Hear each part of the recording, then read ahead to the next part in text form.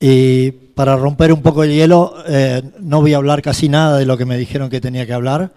Y la idea, más que nada, es mostrarles qué es lo que pasó, cómo fue evolucionando el ordeño en el mundo.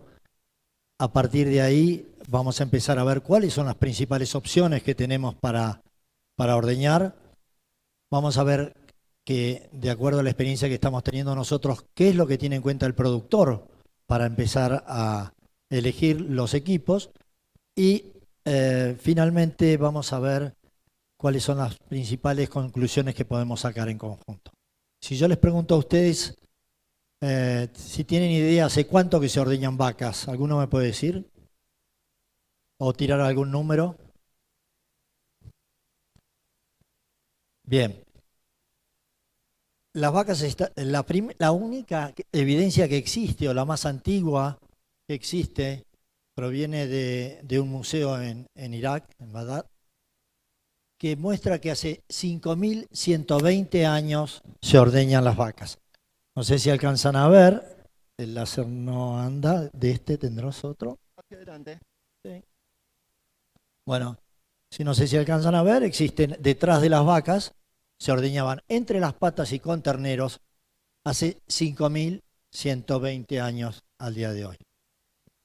Quiere decir que se ha ordeñado más de 5.000 años antes que empezaran a aparecer los primeros equipos de ordeño. El primer equipo de ordeño se inventó en 1918, lo inventó un señor que se llamaba Gustave de Laval, que fue el mismo que había inventado la descremadora, ¿sí? Y bueno, este fue el principio, fue el principio de los mismos equipos de ordeño que seguimos teniendo hoy en día. El mismo principio de funcionamiento, bomba de vacío, sistema de pulsado, etcétera, etcétera. Se le han ido agregando cosas, obviamente, pero la esencia ha sido lo mismo. Acuérdense, 1918, hoy en día más de uno de ustedes está escuchando que se están instalando tambos rotativos, ¿sí? Y los tambos rotativos no son muy recientes. 12 años después de esto, el mismo Gustave de Laval, en 1930, inventó el tambo rotativo, o la calecita como lo conocemos nosotros. Se instaló en New Jersey, en Estados Unidos, ordeñó 1.500 vacas, que en esa época era todo un récord, y funcionó alrededor de 20 años. Después hubo un parate hasta que se empezaron a desarrollar mucho más los rotativos con respecto a lo que existen hoy. Pero si vemos algunas fotos de rotativos, van a ver que son muy similares. ¿Sí? Entonces, hablando de evolución, hay cosas que se inventaron hace mucho tiempo. ¿Y en qué diferían los sistemas estos rotativos? Básicamente en que uno no ordeñaba por tandas, sino el ordeño era continuo, como lo podemos ver acá. Ustedes alcanzan a ver, primero lo primero que van a ver es que primero no hay nadie echando gente, no hay gente echando vacas, perdón, a la rotativa, la vaca sube sola. Eso es un vicio, yo diría que tenemos sudamericano, que el tambero tiene que salir a echar vacas.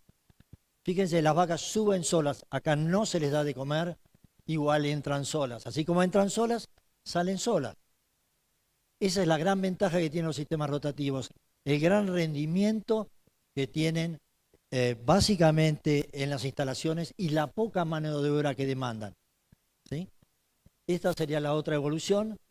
Y la otra gran evolución que vimos, saltamos de 1930 a 1988 con el desarrollo de los primeros sistemas robóticos.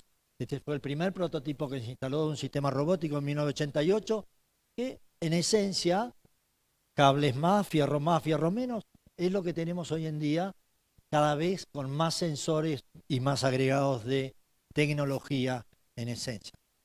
¿Y cuál es la diferencia de estos sistemas robóticos? La mayoría de la gente pensaba, no, esto no va a funcionar porque son lentos, porque las vacas tienen las ubres, los pezones no son todos perfectos. Eso es cierto. Pero todo se fue acelerando, la tecnología se fue adecuando. ¿Por qué? Porque lo que nos faltan a nosotros son ordeñadores. Y como decimos, nuestros tamberos son una especie en extinción. Cada vez más cuesta conseguir operadores.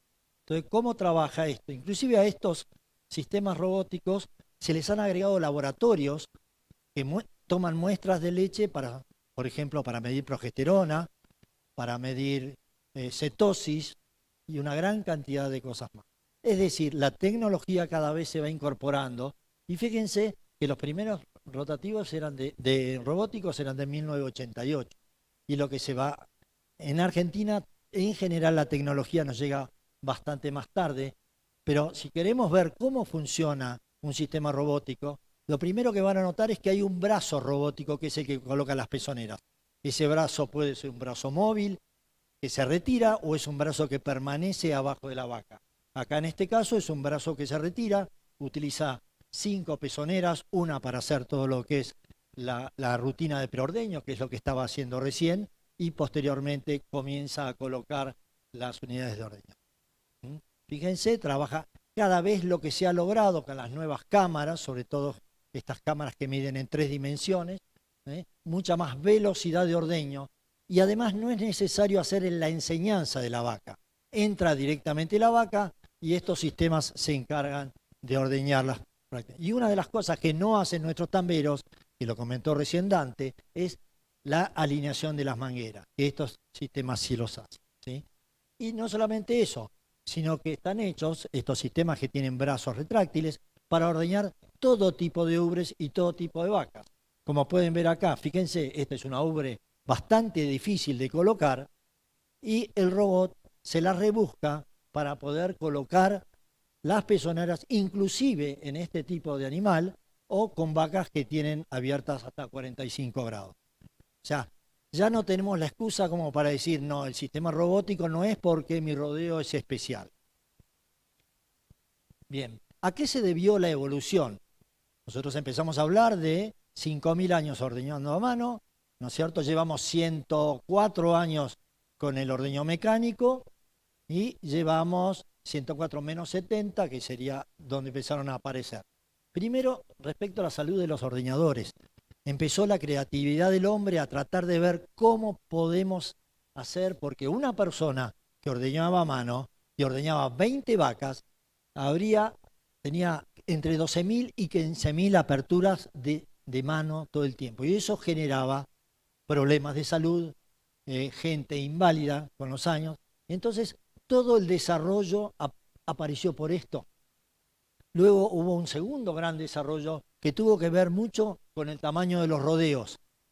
¿Qué pasó? Teníamos mano de obra, poca mano de obra como tenemos ahora, y los rodeos nuestros, en todo el mundo, a través de un proceso de consolidación que es real y pasa en todos lados, tenemos cada vez más cantidad de vacas.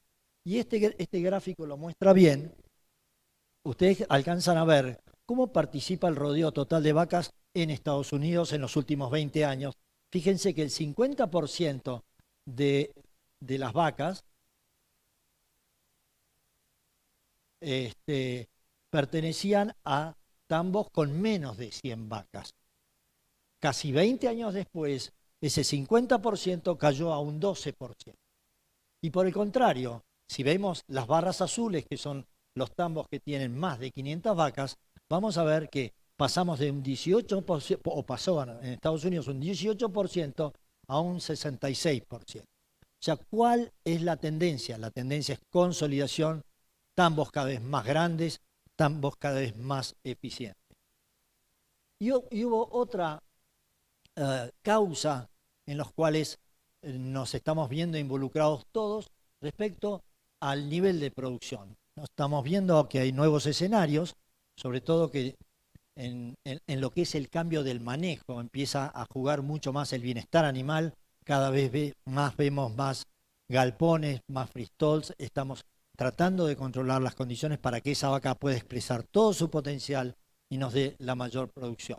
Entonces está cambiando el manejo de esos animales, está cambiando la alimentación, cada vez alimentamos mejor y se está produciendo un progreso genético de la mano de la genómica que está creciendo de manera exponencial la calidad genética de nuestros animales. Y esto se ve muy claramente en este trabajo que se presentó en el Journal of Dairy Science, y lo mostró Gianni García hace unos años, que no es otra cosa que aquí nosotros tenemos en el eje de las Y los niveles de las producciones de las lactancias de las vacas americanas y abajo tenemos los años. Fíjense que en los últimos, cómo ha sido la curva, esa curva negra que ustedes ven abajo, que marca la evolución de los últimos 70 años en los Estados Unidos.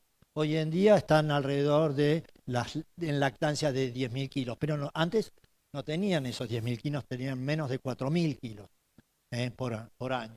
Entonces, lo que es interesante es que a raíz de lo que estamos viendo, primero que no existe una evidencia que muestre una desaceleración de esa curva. Segundo, que empiezan a aparecer vacas récord, como muchos de ustedes, en los tambos de ustedes, empiezan a descubrir que tienen vacas de 50, 60, 70 litros. Y a algunos les va a parecer excesivo. Pero a partir de este punto se producen dos proyecciones, dos estimaciones de qué es lo que va a pasar a futuro. La mayoría de la gente piensa que el crecimiento va a seguir siendo lineal, como lo muestra esto, o sea que de acá a 40 años esas vacas no van a estar en 10.000 kilos de leche, van a estar en 15.000 kilos de leche. Eso es van a ser vacas que van a estar dando alrededor de promedio 50 litros por día. Y otra gente que es mucho más optimista piensa que el crecimiento a raíz de la genómica se va a volver mucho más exponencial. ¿Sí? Tal vez no sea ni una cosa ni la otra, vamos a quedar bien con los dos y vamos a decir que el crecimiento va a estar entre las dos, digamos, proyecciones que vemos acá. Y si es así, ¿no es cierto? Y pensamos un poco cómo se ordeñaban las vacas en 1950, que se ordeñaban 2 veces por día, actualmente se ordeñan 3 veces por día, y esos animales muy probablemente los tengamos que ordeñar 4 o más veces por día. Si hoy tenemos problemas para ordeñar estas vacas 3 veces por día en la mayoría de nuestros establecimientos, por la gente, por las complicaciones, por lo que sea, ¿a alguno se le ocurrió cómo podemos hacer para ordeñar esas vacas más veces? Realmente esto es un desafío y este es el desafío que nos va a venir, ¿sí? Porque hoy en día una vaca como esta, que dio 35.000 litros en un año, que implica un promedio de 95, 96 litros por día, es un problema. Son vacas problemáticas para nosotros porque no las podemos seguir ordeñando 3 veces por día. Entonces, ¿es normal? La pregunta que yo les hago, ¿es normal? ¿Ustedes coinciden que esto es normal, estas producciones? ¿O les parece una exageración? Yo les quiero mostrar este gráfico que muestra el resultado de los robots, que nuestros robots se llaman BMS, de alto rendimiento.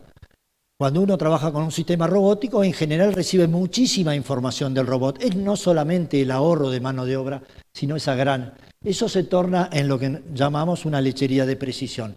Entonces, acá tenemos los 15 robots, les puse los 15 robots más productivos que tenemos nosotros, ¿sí? Fíjense, los primeros 5 están en Chile, en un tambo que hoy en día tiene 90 robots. Puso 8, después otros 8, después decidió saltar a 64, después fue a 72 y hoy tiene 90 robots, ¿sí? Y miren la cantidad de vacas, y si empezamos a ver qué nivel de producción tienen esos animales, fíjense, están todos por arriba de los 48 kilos, ¿sí? Y no solamente eso, y volviendo al comentario sobre las vacas de alta producción, fíjense la leche que están dando las mejores vacas de esos robots. Entonces, ese problema, entre comillas, es algo que tenemos hoy en día en estos planteos. ¿Cómo vamos a ordeñar esos animales? Estas vacas seguramente se están ordeñando más de 4 veces por día, ¿sí? Invertimos mucho en genética, en alimentación, en bienestar, etc. Y después no le podemos pedir a esas vacas que no nos den esa leche. Así que, y no solamente eso, sino que la gente de Todo Lechería sacó un artículo de un productor nuestro en Tandil que descubrió que una vaca le dio 110 litros en un día.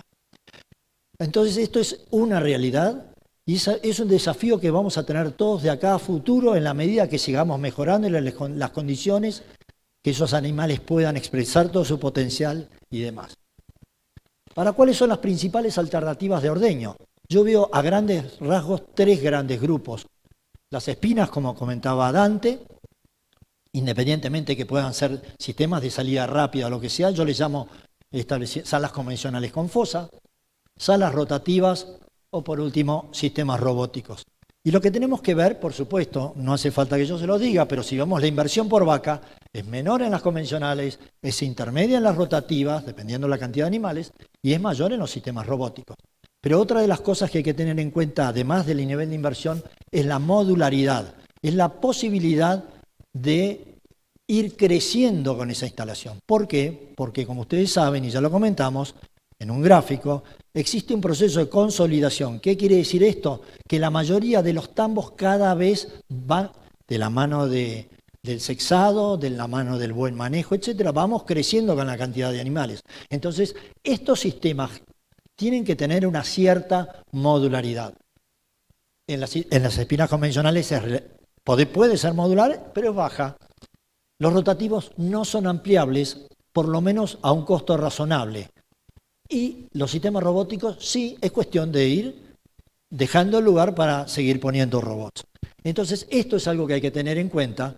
Y sobre todo, lo que nosotros vemos en los productores, ¿qué es lo que tienen en cuenta para elegir el sistema?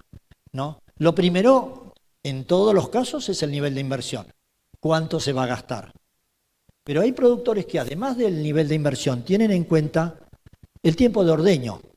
Ya sea que tienen un sistema intensivo o extensivo, cuanto más hagan a pastoreo, qué sé yo, tienen que ordeñar más rápido para que esos animales tengan más tiempo para estar pastoreando. Entonces, no todo el mundo tiene las mismas expectativas y el mismo, no solamente elección del sistema, sino el dimensionamiento de eso. En tercer lugar, hay otros que dicen, no, yo esto lo quiero utilizar muy poca mano de obra o mayor mano de obra. ¿Sí? Hay gente que le agrega a la toma de decisiones calidad de vida. Ellos dicen, no, bueno, yo quiero que el tambo trabaje para mí, no yo vivir dependiendo de ese trabajo. Entonces, eso cuesta.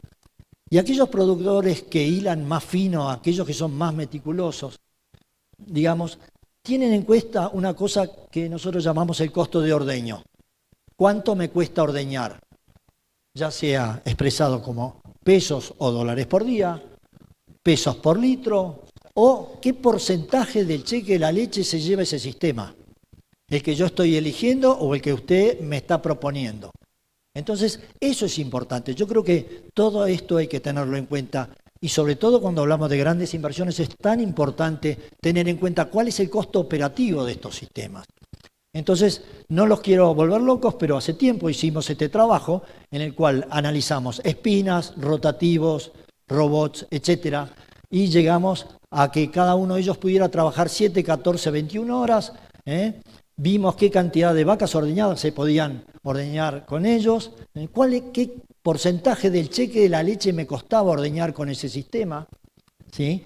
El costo en dólares por día, qué orden de inversión estábamos hablando, si nos costaba entre obra civil, tambo, $400.000 o nos costaba $1.600.000, ¿sí? Y a partir de ahí íbamos viendo qué cantidad de vacas ordeñadas, para esto tenemos un programa, ¿sí? Y qué cantidad de operarios eran necesarios para esa explotación. Con esta información lo que logramos es obtener esto.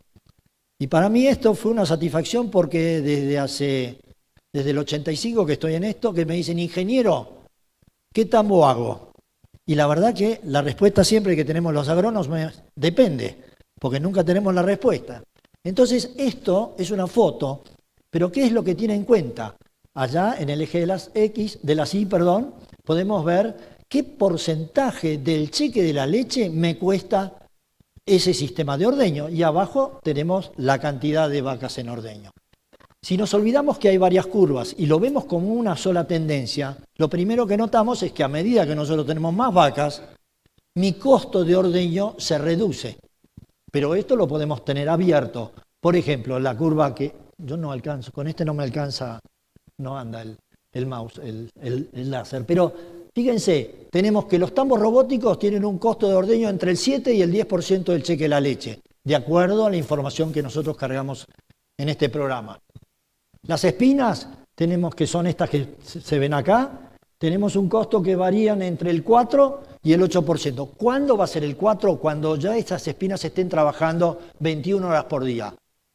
No quiero decir ni recomendar eso, pero puede existir Pueden ser sistemas que estén trabajando muchas horas por día. En la medida que yo trabaje más horas por día, estoy licuando una serie de gastos fijos. Y las rotativas, sin duda, me van a permitir ordeñar mucha mayor cantidad de vacas, ¿no es cierto? Y fíjense que puedo estar por debajo del 3% del cheque la leche. Acá estoy teniendo en cuenta 3 cosas.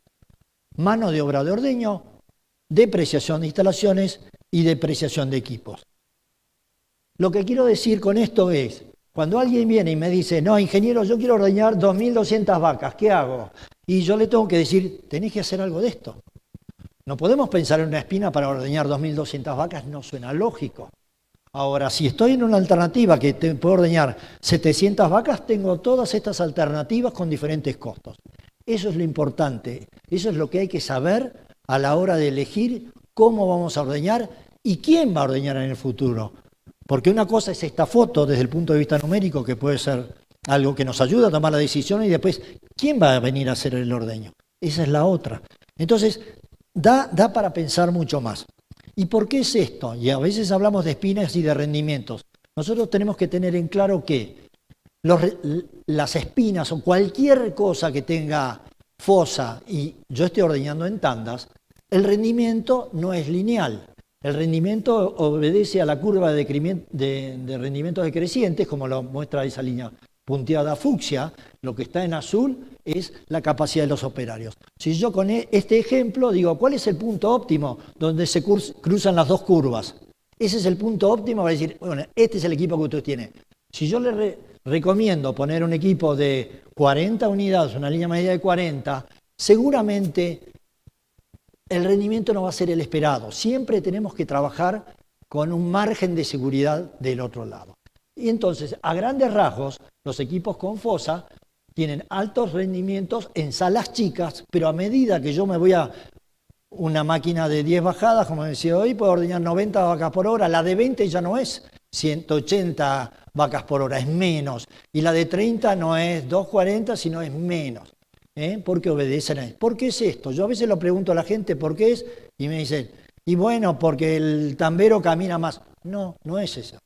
Es porque una vaca lerda me atrasa a las otras 29 o me atrasa a las otras 18 o lo que sea. Es decir, eso es lo que hay que tener en cuenta. Estos sistemas son eficientes cuando son relativamente chicos. Cuando me voy agrandando ya tenemos que pensar desde el punto de vista de rendimiento que no es lo ideal, ¿sí? En cambio, las rotativas son totalmente ineficientes, sobre todo si tenemos en cuenta el costo, cuando es una rotativa chica. Hoy en día no se me ocurriría hacer una rotativa de menos de 40 bajadas. Ya hice varias de esas macanas, no la vuelvo a repetir. Entonces trataría en lo posible de cuanto más grande es la rotativa. ¿Saben por qué? Porque no todas las posiciones o los bretes dentro de una rotativa están ordeñando. Entonces en la medida hay cierta cantidad que son donde entra, donde sale la vaca, hasta que le ponen el ordeño, ese pedazo de la pizza, eso no ordeña. Y perder 6 en 24 bajadas es un montón, no es lo mismo que perder 7 en 80. Entonces, por eso que cada vez las rotativas, cuanto más grandes, más eficientes, y me van a dar un costo de ordeño menor. Entonces, esto hay que pensarlo para salas grandes. Una vaca lenta acá, a lo sumo da una segunda vuelta, no me atrasa a las otras 30, 40, 60 o lo que sea, ¿sí? Y tienen una muy alta eficiencia de vacas ordeñadas por operario por hora, que es lo importante. Lo que nos interesa, además de las vacas por bajada, me interesa a mí las vacas por operario, porque acá yo puedo estar ordeñando alrededor de 100 vacas o hasta 150 vacas o más por operario por hora, dependiendo de la rutina. Es muy importante la rutina, la cantidad de trabajos que le exijamos a la gente para poder eso.